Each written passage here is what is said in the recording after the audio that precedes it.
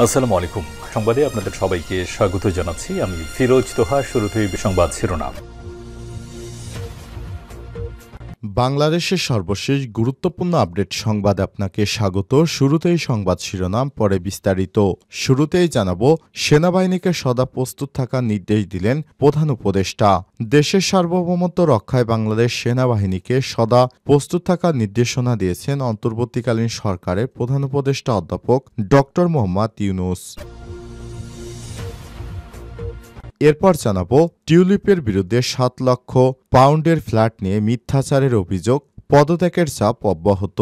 শেখ হাসিনার ভাগ্নি টিউলিপ সিদ্দিকী লন্ডনে তার নামে ৭ লক্ষ পাউন্ডের একটি ফ্ল্যাট তাকে একজন গিফট করেছে। বিষয়টি জানাজানি হওয়ার পর তার উপর পদত্যাগের চাপ বাড়ছে। যে কোনো সময় টিউলিপ সিদ্দিকীর রাজনৈতিক পদ হারানোর সম্ভাবনা দেখা যাচ্ছে। এদিকে সৌদি প্রবাসীদের জন্য দুঃসংবাদ। সৌদি আরবে স্বরাষ্ট্র মন্ত্রণালয়ের আফসার ব্যবসায় প্ল্যাটফর্ম ৬০টি খাতে নতুন করে কর নির্ধারণের কথা জানিয়েছে। গুরুত্বপূর্ণ সংবাদ জানাবো, সঙ্গেই থাকুন। এবারে জানাবো, খালেদা জিয়ার সাথে কর্নেল অলি আহমেদের সাক্ষাৎ। বিএনপি চেয়ারপারসন ও সাবেক প্রধানমন্ত্রী বেগম খালেদা জিয়ার সঙ্গে সাক্ষাৎ করেছেন liberal democrat party LDP chairman colonel অবসরপ্রাপ্ত অলি আহমেদ বীর বিক্রম। এদিকে বাংলাদেশিদের ভিসা কমিয়ে ভারতের হাসপাতালে হাহাকার, আল জাজিরার প্রতিবেদন। ভারতে চিকিৎসা নিতে যা বিদেশি রোগীদের সংখ্যা প্রায় অর্ধেকে নেমে গেছে। বাংলাদেশি রোগীদের ভিসা দেওয়ার পরিমাণ কমে দেওয়ার ফলে এই পরিস্থিতি সৃষ্টি হয়েছে, যা ভারতের স্বাস্থ্য খাতে বড় ধরনের সংকট সৃষ্টি হয়েছে। আজ কাতার ভিত্তিক সংবাদ মাধ্যম আল জাজিরার এক প্রতিবেদন থেকে সব তথ্য জানা গেছে। এবং সর্বশেষ জানাবো, ভারতে ১৮ বাংলাদেশি গ্রেপ্তার। ভারতে অবৈধভাবে অনুপ্রবেশের দায়ে ১৮ জন বাংলাদেশিকে গ্রেপ্তার করেছে দেশটির আইনশৃঙ্খলা রক্ষাকারী বাহিনী। মহারাষ্ট্রের নালাসোপরা এলাকায় অভিযান চালিয়ে শনিবার ১৩ জন বাংলাদেশি নাগরিককে গ্রেপ্তার করতে সক্ষম হয় ঘাটপোকর থানার পুলিশ। প্রিয় দর্শক, এতক্ষণ শুনছিলেন সংবাদ শিরোনাম, এবারে বিস্তারিত। তবে তার আগে বন্ধুরা, অনুরোধ থাকবে সংবাদটিতে একটি লাইক দিন। এই চ্যানেলে আপনি নতুন হয়ে থাকলে আমাদের সংবাদটি দেখতে দেখতে চ্যানেলটি সাবস্ক্রাইব করে রাখুন, যাতে করে বন্ধুরা আমাদের পরবর্তী লেটেস্ট আপডেট সংবাদগুলো সবার আগে আপনার কাছে পৌঁছে যায়। কমেন্ট করে আপনার মূল্যবান মতামত জানিয়ে দিন আপনি বিশ্বের কোন দেশ থেকে বা বাংলাদেশের কোন স্থান থেকে আমাদের সংবাদটি দেখছেন এবং শুনছেন। এবারে বিস্তারিত। সেনাবাহিনীকে সদা প্রস্তুত থাকার নির্দেশনা প্রধান উপদেষ্টার। দেশের সার্বভৌমত্ব রক্ষায় বাংলাদেশ সেনাবাহিনীকে সদা প্রস্তুত থাকার নির্দেশ দিয়েছে অন্তর্বর্তীকালীন সরকারের প্রধান উপদেষ্টা অধ্যাপক ডক্টর মোহাম্মদ ইউনূস। রোববার রাজবাড়ীতে ৫৫ পদাতিক ডিভিশন আয়োজিত একটি পদাতিক ব্রিগেড গ্রুপের অনুশীলনে দেয়া বক্তব্যে নির্দেশ দেন তিনি। সেনাবাহিনীর যুদ্ধকৌশল ও দক্ষতা প্রশংসনীয় উল্লেখ করে প্রধান উপদেষ্টা বলেছেন, দেশের সার্বভৌমত্ব রক্ষায় সেনাবাহিনীকে সদা প্রস্তুত থাকতে হবে। সেনাবাহিনীকে বাস্তবসম্মত ও যুগোপযোগী প্রশিক্ষণ নিতে হবে। সেনাবাহিনী জাতির অহংকার এবং বিশ্বাসের জায়গায় রয়েছে মন্তব্য করে তিনি বলেছেন, এই প্রতিশ্রুতি বাস্তবায়নে প্রশিক্ষণই সর্বোত্তম কল্যাণ। এই মন্ত্রে উদ্বুদ্ধ হয়ে আধুনিক ও যুগোপযোগী প্রশিক্ষণের মাধ্যমে দক্ষতা অর্জন করে দেশের সার্বভৌমত্ব রক্ষায় সর্বদা যুদ্ধের জন্য সেনা সদস্যদের প্রস্তুত রাখতে হবে। প্রায় ঘণ্টাব্যাপী অনুশীলনে অত্যাধুনিক সমরাস্ত্র সজ্জিত বাংলাদেশ সেনাবাহিনীর সদস্যরা বাস্তব যুদ্ধের পরিবেশ সৃষ্টির মাধ্যমে আক্রমণ অনুশীলন সফলভাবে পরিচালনা করে। অনুশীলন বাংলাদেশ সেনাবাহিনীর বিভিন্ন ধরনের অত্যাধুনিক ট্যাঙ্ক, এপিসি, গোলন্দাজ বাহিনী, কামান, পদাতিক ইঞ্জিনিয়ার্স এবং কমান্ডোসহ সকল আর্মড সার্ভিস অংশগ্রহণ করে।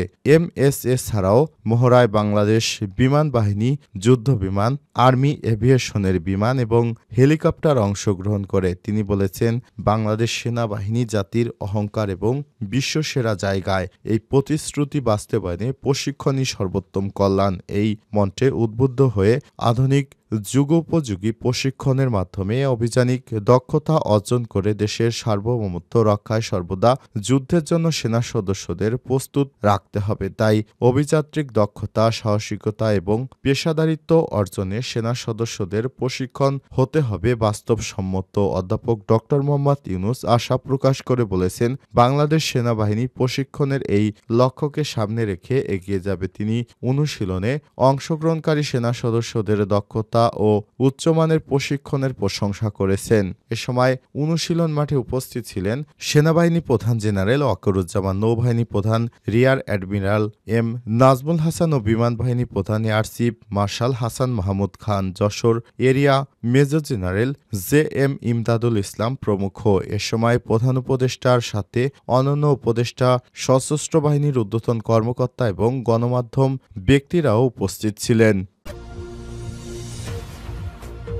টিউলিপের বিরুদ্ধে ৭ লাখ পাউন্ডের ফ্ল্যাট নিয়ে মিথ্যাচারের অভিযোগ, পদত্যাগের চাপ অব্যাহত।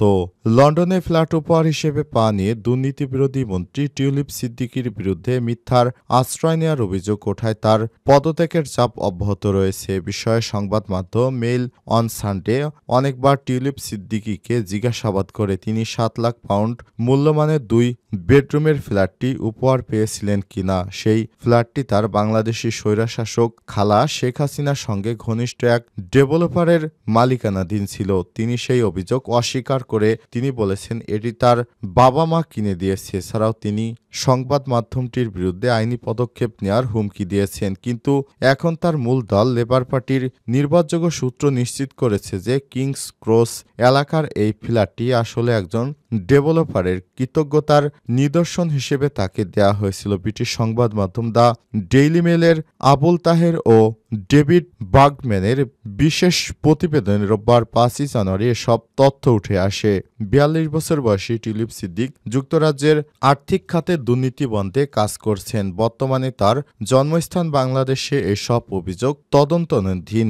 সেখানে এবং তার ও পরিবারের আরও ৪ সদস্যের বিরুদ্ধে একটি পারমাণবিক বিদ্যুৎ প্রকল্প থেকে ৩.৯ বিলিয়ন পাউন্ড আত্মসাৎ করার অভিযোগ রয়েছে। এদিকে গত রাতে টরি কনজারভেটিভ এমপিরা দাবি করেছেন যদি তিনি অর্থাৎ টিউলিপ তার কার্যকলাপের ব্যাখ্যা দিতে না পারে তবে তার পদ থেকে সরে দাঁড়ানো উচিত। টরি এমপি বব ব্ল্যাকম্যান বলেন, টিউলিপ সিদ্দিককে তার সম্পত্তি সংক্রান্ত বিষয়টি পরিষ্কার করতে হবে এবং ব্যাখ্যা করতে হবে তিনি আগে কি বলেছিলেন এবং কেন বলেছিলেন। তিনি যদি তা না করেন তাহলে মন্ত্রী হিসেবে তার অবস্থান আর গ্রহণযোগ্য হবে না, তাকে পদত্যাগ করতে হবে।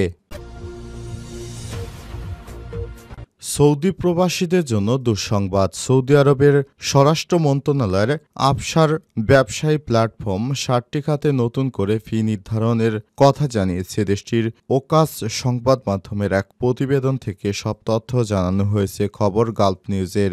ওই প্রতিবেদনে বলা হয়েছে সৌদিতে প্রবেশ ও বহির্গমনের ফি নির্ধারণ করা হয়েছে ১০৩.৫ রিয়াল। এছাড়াও বসবাসের অনুমতি, আকামা ও চূড়ান্ত বহির্গমনের ফি ৫১.৭৫ রিয়াল ও ৭০ রিয়াল করা হয়েছে। ইকামা প্রদানের ক্ষেত্রে ফি নির্ধারণ করা হয়েছে ৫১.৭৫ রিয়াল। এছাড়াও কর্মীদের প্রতিবেদন ফি নির্ধারণ করা হয়েছে ২৮.৭৫ রিয়াল এবং পাসপোর্ট সংক্রান্ত তথ্য হালনাগাদের জন্য ৬৯ রিয়াল ধার্য করা হয়েছে। এক্স পোস্টে আফসার জানিয়েছে, ভ্রমণ ভিসায় প্রবেশ করার পর যদি কেউ হারিয়ে যান তাহলে তাকে দেশটিতে যিনি আমন্ত্রণ জানিয়েছেন তিনি এ বিষয়ে রিপোর্ট করতে পারবেন। এক্ষেত্রে কয়েকটি শর্ত পূরণ করতে হবে তাকে, যার মধ্যে রয়েছে ব্যক্তিগত পারিবারিক ভ্রমণ ভিসা। তবে ভিসার মেয়াদ শেষ হওয়ার ৭ দিন পর এ বিষয়ে প্রতিবেদন দাখিল করা যাবে, কিন্তু ভিসার মেয়াদ শেষ হয়ে যাওয়ার ১৪ দিন পর আবেদন করা যাবে না। খালেদা জিয়ার সাথে কর্নেল অলির সাক্ষাৎ। বিএনপি চেয়ারপারসন ও সাবেক প্রধানমন্ত্রী বেগম খালেদা জিয়ার সাথে সাক্ষাৎ করেছেন লিবারেল ডেমোক্রেট পার্টি এলডিপির চেয়ারম্যান কর্নেল অবসরপ্রাপ্ত অলি আহমেদ বীর বিক্রম। রোববার সন্ধ্যা ৬টা ৪০ চেয়ারপারসনের বাসভবন ফিরোজায় প্রবেশ করেন। প্রায় ৬ ঘণ্টা বৈঠক শেষে ৭টা ৫৫ তিনি বের হয়ে আসেন। এদিন সন্ধ্যা ৭টার পর বিএনপি চেয়ারপারসনের সঙ্গে সাক্ষাৎ করতে বিএনপির স্থায়ী কমিটির সদস্য ফিরোজায় প্রবেশ করেছেন। ইতিমধ্যেই দলটির স্থায়ী কমিটির সদস্য জমির উদ্দিন সরকার, খন্দকার মোশারেফ হোসেন, ডক্টর আব্দুল মঈন খান, মির্জা আব্বাস, গয়েশ্বরচন্দ্র রায়, সেলিমা রহমান প্রবেশ করেছেন।